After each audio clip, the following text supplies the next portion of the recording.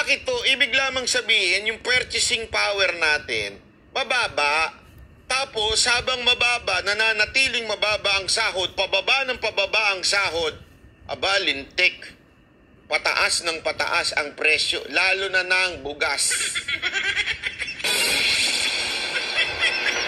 Parehong may regular na trabaho ang mag-asawang sina Rick at Cha Audal na taga Mandaluyong. Sa hirap ng buhay dahil sa pinag-aral ng mga anak, nagtayo pa nga sila ng sari-sari store at naglalako ng merienda para pandagdag kita. Ang sarap nun, saba. Favorite ko yan, saba. Pero kahit sumasahod at may tindahan na, kinakapos pa rin daw sila minsan.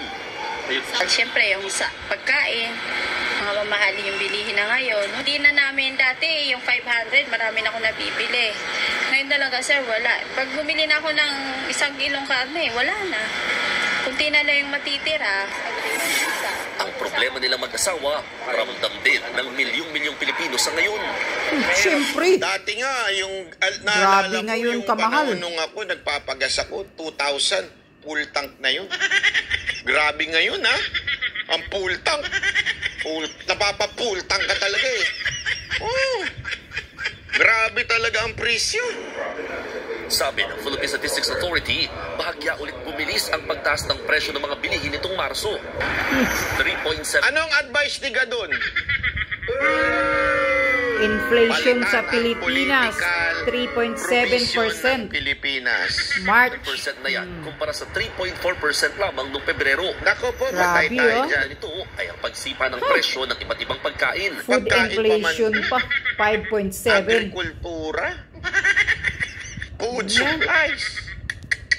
Yan. Sa Ano yan? bagay, Kuting. madami naman pera yung mga kongresista natin. So, sa buffet sila kumakain. Wala silang pakialam.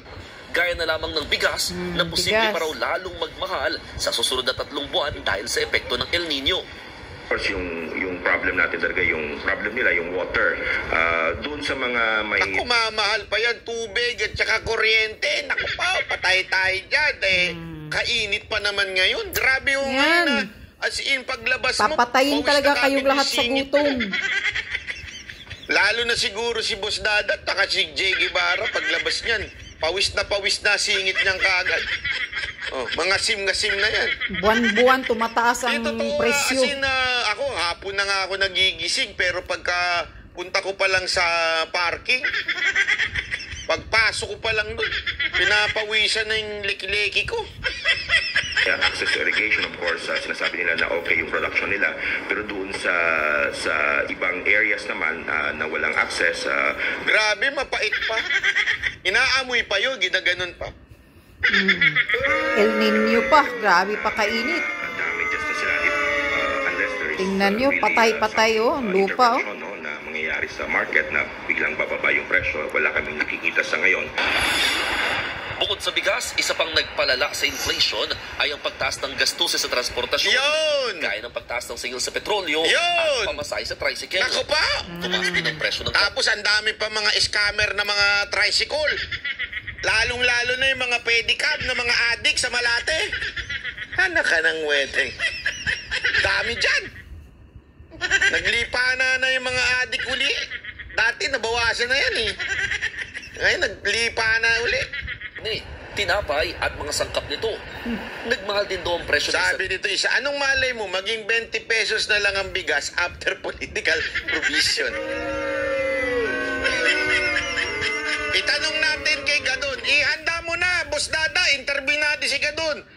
Kung magiging 20 pesos ba ang bigas pagka nagkaroon ng political provision, political change in our country. Bisyo sa mga restaurant at accommodation. Kabilang na yung gasto sa pagta-travel.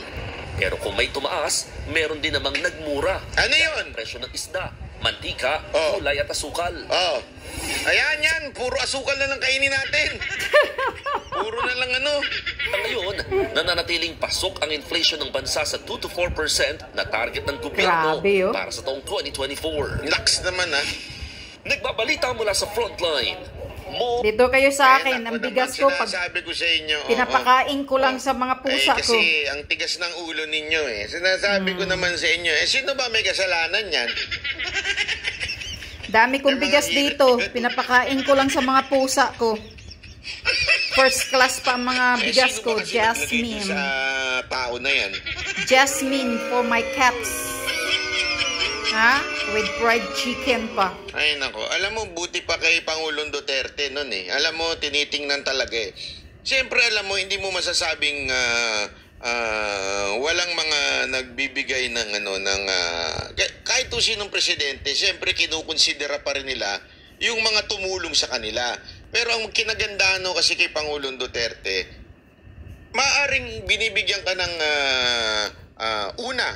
unang titingnan.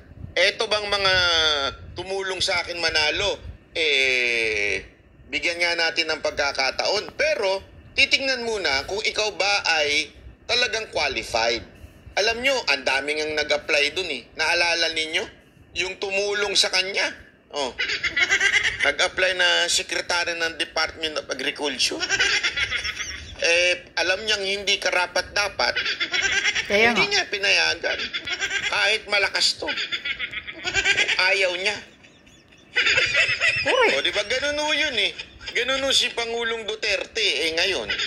Ngayon, ang ina-appoint yung may mga issue Sobrang sa corruption. Alam mo, sa Corruption. totoo lang, ang halatang-halata, lahat ng inilagay ay puro political Pangbayad. accommodation. At hindi lang ho yun. Aside from political accommodation, yung pang mga May mga politikong issue. nilagay. May mga issue Alam sa mo, corruption yan ang according kay pinakamasama sa lahat. Maharlika. Naglagay ka ng mga sekretaring politiko.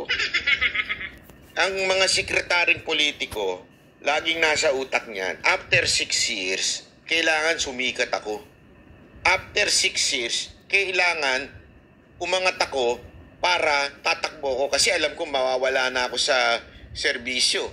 Kaya kailangan may maipundar ako, magamit ko yung aking ahensya para gumanda pangalan ko at magkaroon ako ng pagtatanim sa mga tao. Ika nga, sa mga gobernador, sa mga mayor, natutulong sa akin sa eleksyon. Ganun ang nangyayari. Di ba ho? Political lang yan. Aspiration. Kaya hindi talaga ako pabor sa mga politiko. Meron naman mga politiko magagaling. Okay? Na talaga namang they deserve it. Okay, yan. Ha? Tama na yun, kay Banat ba kasi medyo mahaba-haba na. May komento muna ako dito sa iyo, BBM. O ito, anong nangyayari, BBM? Ha? Nakikita mo ba itong inflation natin ngayon? Sana itong balitang ito ay maisampal sa mukha mo. Itong mga balitang issue about inflation natin ng Pilipinas. Pinakamataas na inflation, ito pang sa mga pagkain, 5.7%. Di ba ikaw, 1 year plus, ikaw ang Department of Agriculture, inappoint mo yung sarili mong wala ka namang ginagawa? So anong nangyayari ngayon? Alam mo ba ito? Kahirapan ng taong bayan ngayon. Na marami ng gutom. Tingnan mo yung in-interview, yung mag-asawa. May tindahan pa sila, nagluto-luto pa sila. Pero hindi pa rin nila makayanan. Sa tingin mo, ilang milyong taong bayan ngayon ang nagsasuffer sa kahirapan ngayon sa mahal ng mga bilihin? Wala kang inatupag ng ganito. Basic lang ito, kuting. Basic problem lang ito sa loob ng bansa natin. Tapos nakikiano ka pa. Ang inaatupag mo, yan pang idka-idka, yan pang pag-travel-travel mo, nagwawaldas ka lang ng pera sa travel-travel mo.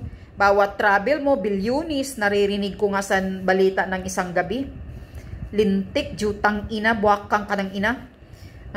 Ang utang natin, ang utang ng Pilipinas, naririnig ko parang 11 trillion na yata yun. Pinakamalaking utang ngayon, ikaw. Ano bang ginagawa mo? Bakit ang sobrang laki ng utang ng Pilipinas? Wala ka namang infrastructure na ginagawa. Wala namang nakikita ang taong bayan na mayroong maayos na ginagawa mo ng sarili mong proyekto. Whereas marami namang mga ahensya na tulad ng DPWH, tinanggalan yun ng zero budget nga, sabi ni Amy Marcos. Marami kayong mga binabawasan na mga katulad ng mga pensioner ng mga military, di ba? Binabawasan ninyo ng 10 billion. Maraming binabawasan ninyo, mga teachers binabawasan ninyo. Katulad ni Vice President, tinanggalan niyo pa ng budget sa niya. O ano yan? Saan napupunta ang pera? Bakit sobrang laki? Kay PRRD noon natatapos ang 6th term ni PRRD, 3 trillion lang ata yung naiwan na utang. Ikaw, 2 taon ka pa lang, ganyan nakataas ang utang ng Pilipinas? Kay PRRD noon may pandemic pa, lintik, jutang ina, buwakang ina ka talaga, buwakaw talaga kayong mga Kaya yun ang sinasabi ni Maharlika, uubusin talaga ninyo ang pira ng Pilipinas, pahihirapan ninyo ang mga taong bayan. Yan ang sabi ni Maharlika. Kaya ito na, nangyayari na. Papatayin kayo mga Pilipino dyan sa Pilipinas ng gutom ng presidente ninyong inutil. Walang pakialam sa kahirapan ninyo kung wala kayong makain araw-araw. Basta sa kanya, presidente siya. Lipad doon, lipad dito, pasikat doon. Yun, ang inaatupag, West Philippine Sea, sumasandal sa mga kano na uto-uto. O, yan. Grabe. Mga taong bayan, 31 million na bumoto. Binoto nyo si Marcos. Ano nang nangyayari? Gutom kayo lahat. Dinadamay nyo pa yung ibang hindi bumoto kay BBM, kay Inotel Kuting, kay Bangag. Ngayon, gutom kayong lahat. Dito kayo sa akin. Bigas ko ang dami dito. Hindi kami kumakain ng bigas. First class pang bigas ko, Jasmine.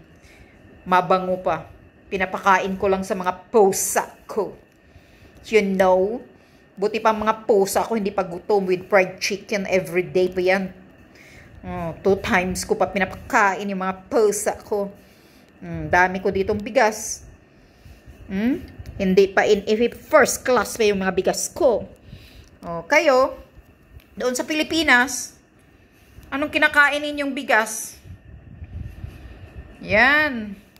Kaya next time, isip-isip. Huwag lang bumoto sa mga popular. Mahilig kayo bumoto sa mga popular na mga tao. Kahit walang laman ang utak. Kahit bangag, binoto nyo. Kasi Marcos, popular. Yan. Sana magising na kayo. Palitan nyo na yung mentalidad ninyo sa susunod eleksyon. Bago nyo iboto ang kandidato, titingnan nyo ng mabuti kung yung taong yan may nagawa ba sa bayan, hindi ba magnanakaw. Kasi ngayon, ang inappoint lahat, according kay Maharlika, galing sa puting ahas niya, ang nag-appoint na mga secretary ay si Lisa Marcos daw. Tapos, lahat daw ng inappoint ay may mga issue na korupsyon. Issue ng mga pagnanakaw. Yun ang sabi ni Maharlika. Kaya itong Pilipinas natin, balintong talaga. Sino ang natatamaan? Kayo rin, mga taong bayan dyan, ang kawawa.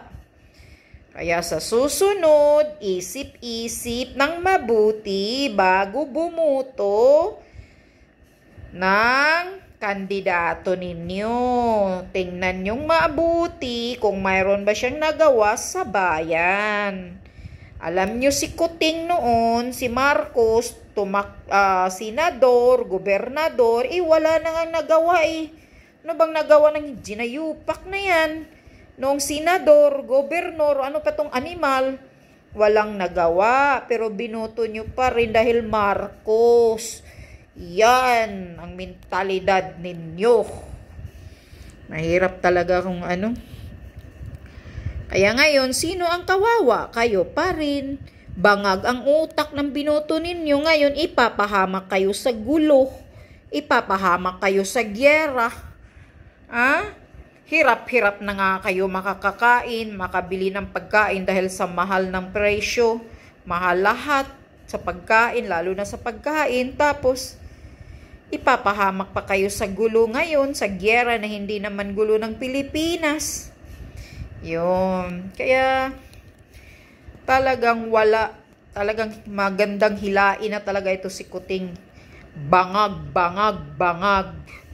We are having a bangag president. Full pulveronic president. Inutil. Weak. We are having a weak pulveronic bangag president in the Philippines. Okay? Yan ang tandaan niyo ngayon. Gapang-gapang kayo sa hirap. Kawawang Pilipinas.